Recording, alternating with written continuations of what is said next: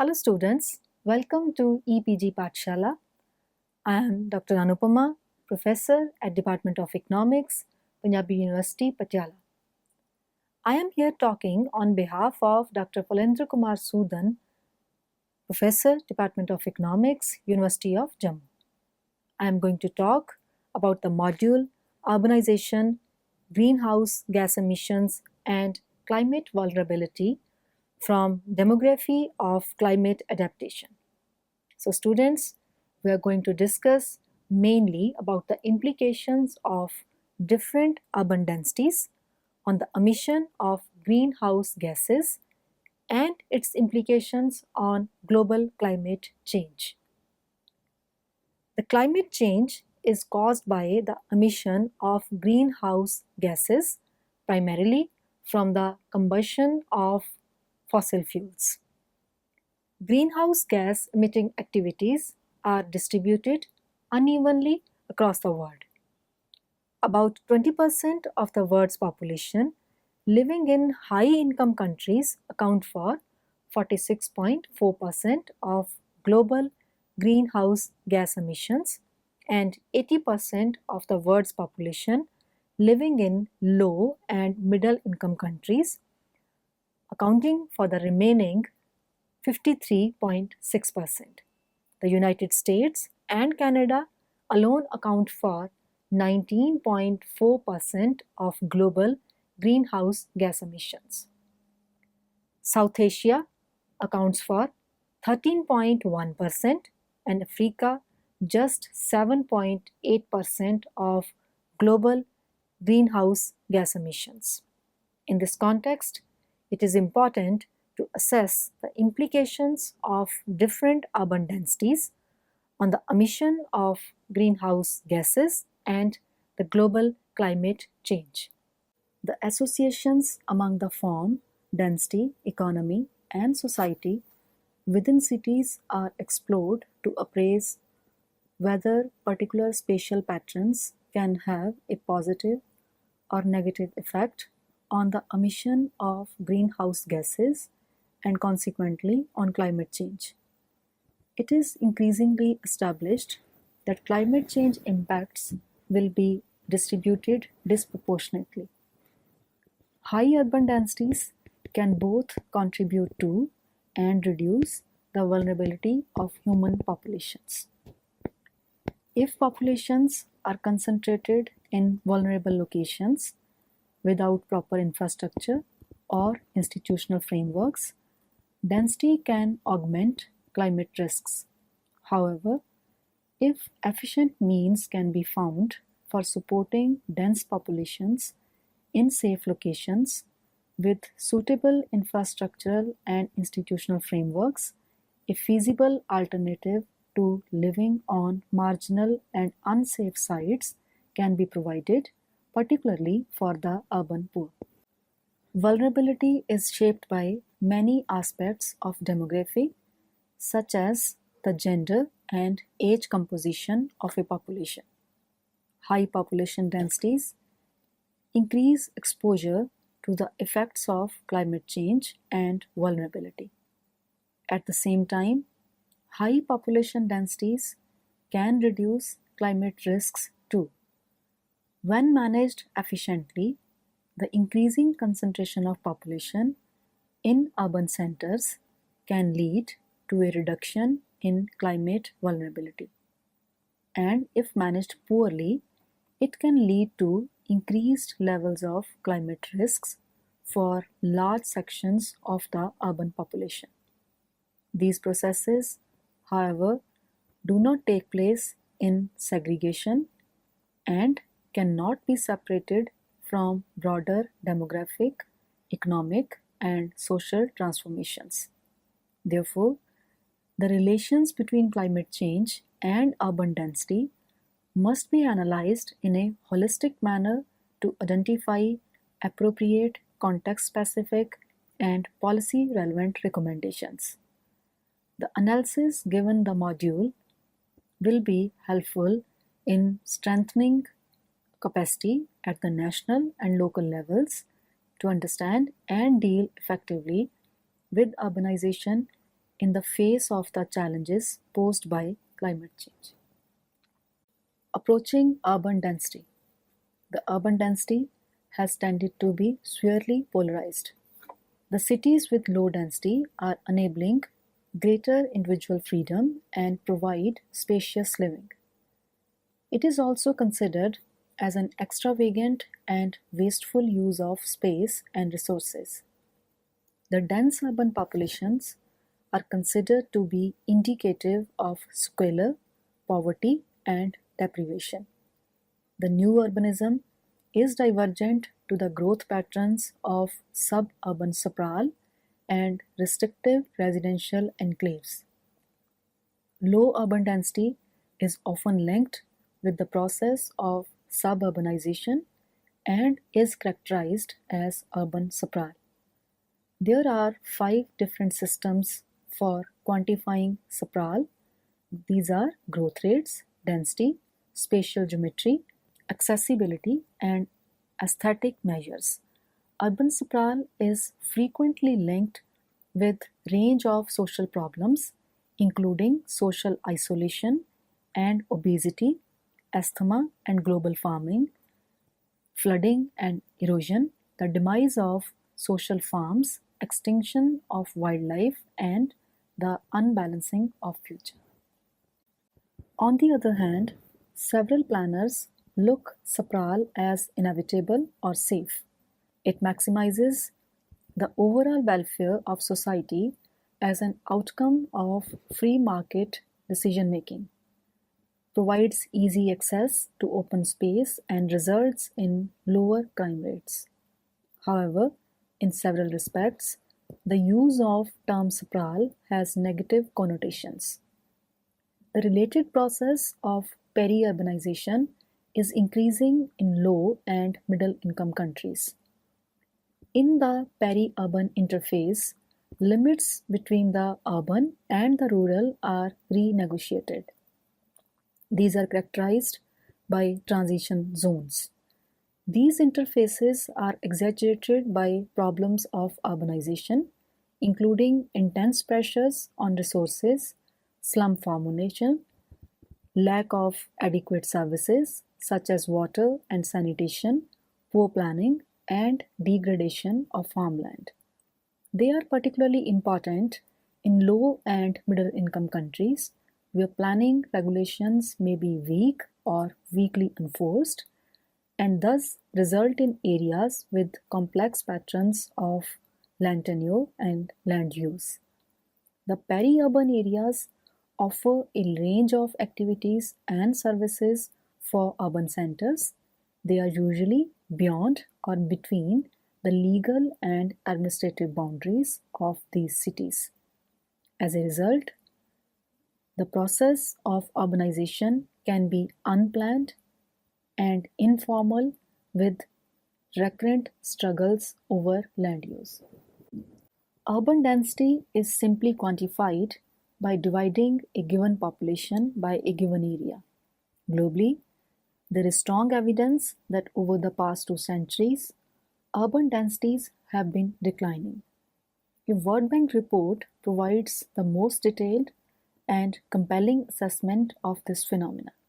This report used a method of measuring the density of the built-up area, which is defined through satellite imagery, rather than the administrative area of cities, and applied this to a total of 3,943 cities with populations greater than 1 lakh.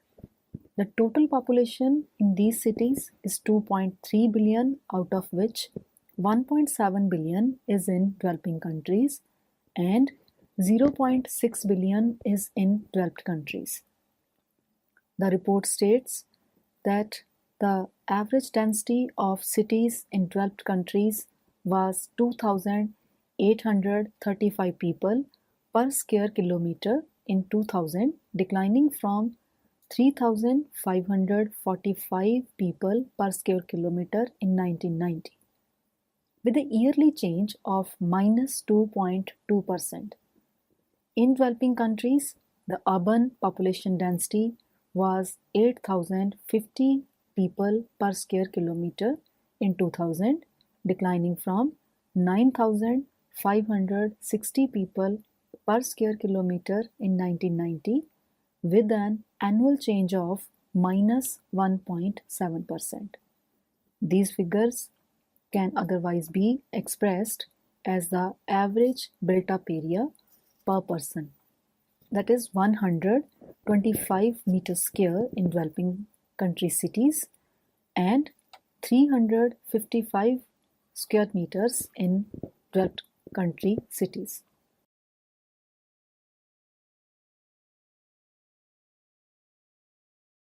This tendency of reduced urban densities is expected to continue into the future.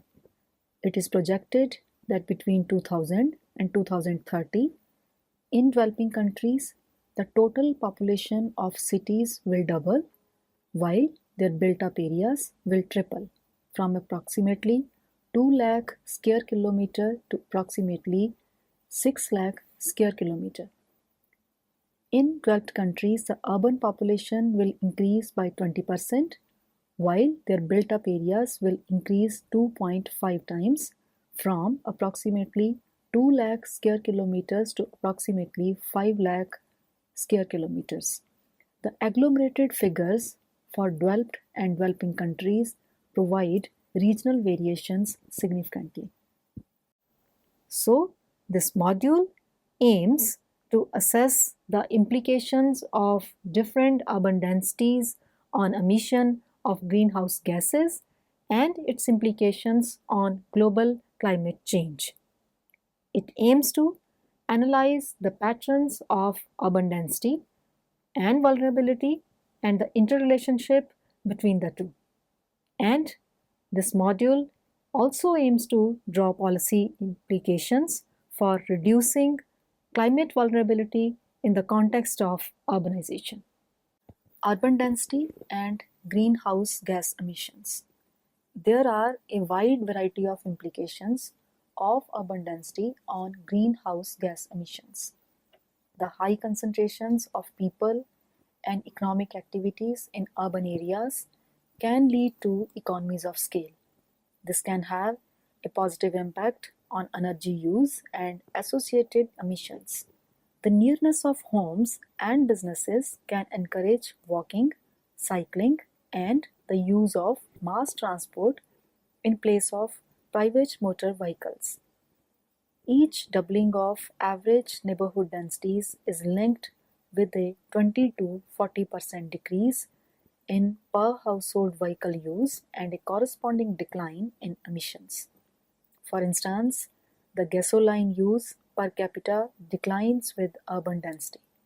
By the middle of the present century, the combination of green buildings and smart growth could deliver the deeper reductions in emissions needed to mitigate climate change. The cities are responsible for 75% of global energy consumption and 80% of greenhouse gas emissions. The per capita greenhouse gas emissions for individual cities tend to generate smaller volume of carbon emissions than elsewhere in the same country. Indeed, New York City's per capita emissions are only 29.7% of those in the United States as a whole. The per capita emissions in London are just over half of the British average. In Rio de Janeiro are only 28% of those of Brazil as a whole, and those in Barcelona are only 33.9% of those in Spain as a whole. These comparatively low levels of emissions are shaped by a range of factors, including the density of buildings, the average dwelling unit size, and extent of public transportation. Most of these are associated directly to patterns of urban density. Thus, dense urban settlements can be seen to facilitate lifestyles that reduce per capita greenhouse gas emissions through the concentration of services that lessen the need to travel long distances, the improved provision of public transportation networks, and the limits on the size of residential dwellings imposed by the shortage and high cost of land. The Southeast Asian cities were almost 4 times as densely populated as European cities and almost 8 times as densely populated as those in other developed countries, including North America and Australasia. These figures can also be disaggregated by income levels. Cities in low income countries are more than 4 times as densely populated as cities in high income countries. In some, the average density of built up areas in all cities of all regions is declining. However, this is a greatly uneven process. Larger cities exhibit higher densities than smaller cities. The density of any given urban area may be declining, but there are still areas of extremely high density with low income residential areas. The relation between these patterns of urban density and the different aspects of climate change has been assessed in detail in the next discussion. Urban density and climate change vulnerability.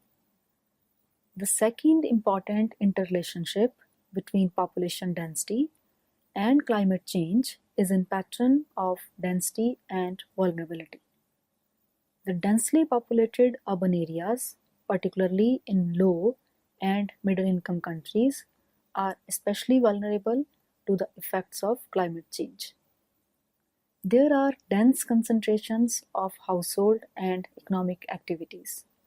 The climate change has a major impact on urban economies, even when they affect only relatively small land areas. However, with the development of appropriate infrastructure, they are less likely to be influenced by climate change. In its fourth assessment report, 2007, the Intergovernmental Panel on Climate Change stated unequivocally that the climate system of Earth has been warming over the last 50 years. The projections about future global average surface warming for the decade 2090 to 2099 relative to 1980 to 1999 range from 1.1 degree to 6.4 degrees Celsius, whilst sea level rise is predicted at 18 to 59 centimeter. The mean temperatures are expected to increase, mean precipitation is likely to fluctuate, and mean sea level will rise. The extreme rainfall events and tropical cyclones are expected to be more recurrent and intense, leading to more frequent flooding, both riverine and storm surge. Climate change is expected to exacerbate many of the risks faced by low-income urban residents. According to IPCC, poor communities can be especially vulnerable, in particular those concentrated in relatively high-risk areas. Urban areas in low and middle-income nations already accommodate a large proportion of the population and economic activities most at risk from climate change, including extreme weather events and sea level rise, and this proportion is increasing. The major impacts of climate change on urban areas, at least in the next few decades, are expected to increase the levels of risk from existing hazards. In case of poorer groups, these will include direct impacts such as more frequent and more hazardous floods, less direct impacts such as reduced availability of fresh water for many cities that may limit the supplies available to poorer groups, and the indirect impacts, such as the effects of climate change related weather events that increase food prices or damage poorer households' asset bases. Urban population density, climate change, and disasters. The densely concentrated urban populations can increase vulnerability to the disasters that are expected to become more frequent and more intense as a result of climate change.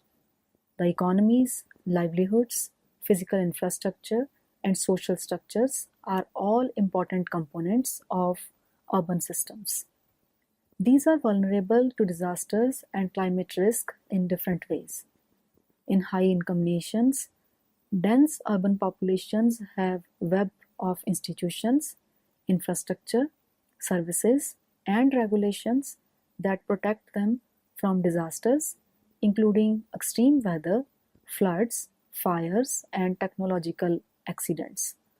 Many of the measures to protect against these climatic events involve services that also supply everyday needs, including healthcare services integrated with emergency services and sewer and drainage system that meet daily requirements but that can also cope with storms.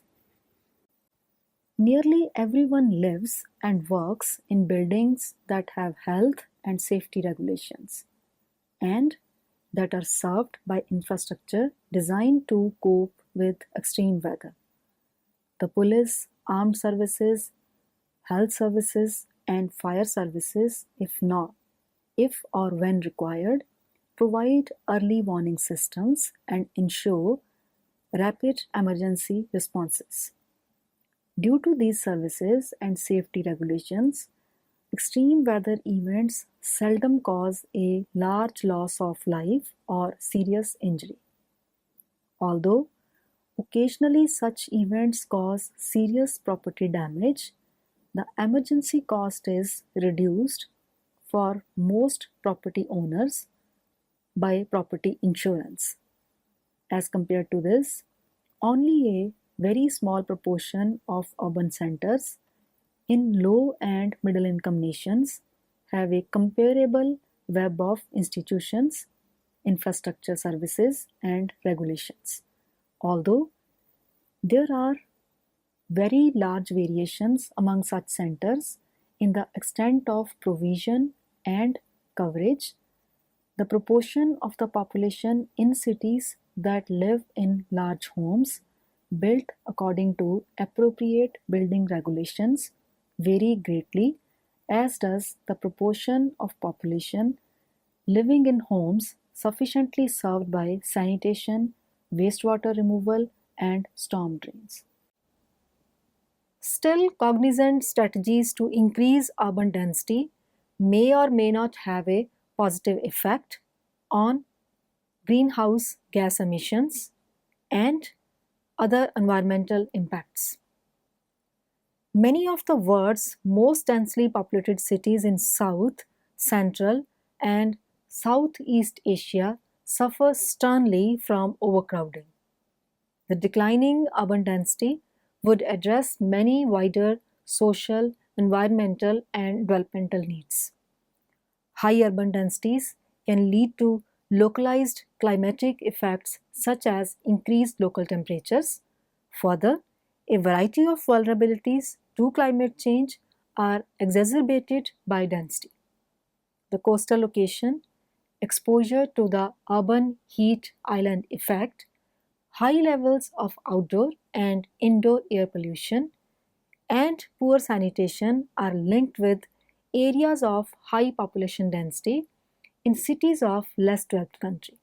Still, there are reasonable opportunities for simultaneously improving health and cutting greenhouse gas emissions through policies associated with transport systems, urban planning, building regulations, and household energy supply. Urban population density, climate change, and health. Human health is also expected to be adversely affected by climate change in urban areas. This is especially the case in the least developed countries, which already are experiencing a high burden of climate sensitive diseases. Much of these health risks are exacerbated in densely populated urban areas. Climate change will also affect human health through changes in vector-borne disease transmission, increased malnutrition due to declining food yields, and increases in diarrheal diseases from changes in water quality and water availability. There is a highly inequitable situation, as those who are at greater risk are also those who have contributed the least to greenhouse gas emissions. The climate change is expected to result in more frequent and intense heat waves.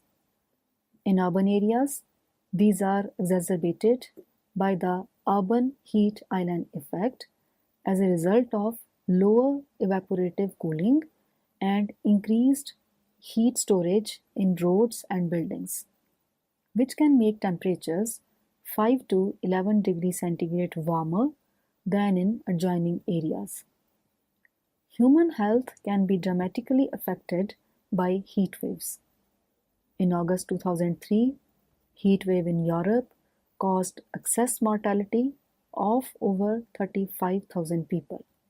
Heat waves can result in important harmful economic effects due to decreased productivity and the additional cost of climate control within buildings, as well as generating knock-on environmental effects such as air pollution and increased greenhouse gas emissions if these cooling requirements are met with electricity generated from fossil fuels. The effects of heat stress are disproportionately distributed within urban populations, among whom elderly persons are especially vulnerable. Due to climate change, densely populated urban areas may become increasingly vulnerable to vector-borne diseases. There are higher rates of person-to-person contact in dense urban settlements, which can spread infectious diseases more quickly. The fast and unplanned urbanization can produce breeding sites for mosquitoes. The high human population densities can provide a large pool of susceptible individuals. The higher temperature can cause an increase in high absolute humidity. The dengue fever and malaria are the diseases spread in this way. While climate change is expected to result in the expansion of malaria-carrying mosquitoes to some new locations, it is likely to cause the contraction of this range in other areas. The effects of climate change on human health in densely populated urban settlements are surmountable. The existing burden of climate-sensitive diseases is highest among the urban poor. However, it is not the rapid development, size, and density of cities that are the main determinants of vulnerability, but rather the increased populations living in hazard zones, floodplains, coastal hazard risk zones, and unstable hillsides. In future, good environmental and public health services should be able to cope with any increase in climate change related health risks, whether caused by heat waves or reduced freshwater availability or greater risks from communicable diseases. However, in order to provide these services, firm commitments to build the necessary infrastructure on the part of municipal and national governments, as well as on the mobilization of appropriate financial resources to facilitate this is required. Let us examine the policy implications. In low and middle income nations, urban areas face a variety of challenges. In cities, perhaps the most striking tension is meeting the twin demands of generating urban economic growth and meeting the needs of low income urban dwellers. These issues are related to a variety of climate change challenges as well, especially with regard to ensuring that urban growth takes place in a climate friendly manner and that urban housing and infrastructure are climate proof. In order to solve these tensions, a deeper consideration of demographic issues and their implications for climate mitigation and adaptation can be helpful. Climate change impacts and adaptation have another set of effects on density. In low and middle income countries, the extremely high population densities contribute to environmental health problems and may concentrate risk in particularly vulnerable locations. And any potential sustainability gains from even greater densification are likely to be limited. Certainly, under these circumstances, the merits of urban densification postulated for developed country cities seem far less convincing in the context of developing countries. So, students, let us sum up what we have learned from this module. To sum up, it can be stated that the density is one among various important components affecting the ways in which urban areas will both affect and be affected by a changing climate.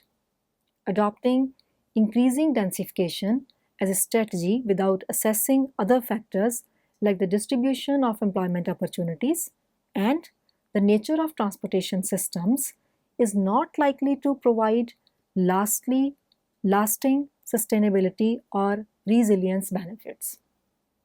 Well-planned, effectively managed, and densely settled towns and cities can be helpful in limiting greenhouse gas emissions and facilitating resilience to the challenges of climate change. Slum settlements can be improved by a number of strategies, including addressing the need for investment in infrastructure such as water pipes, sewers and drains, paved roads and paths, electricity, and the social services. The most successful upgrading involves a combination of community, resident organizations, and the government agencies acting to address these issues. That's all with this lecture. I hope you must have enjoyed it. Thank you.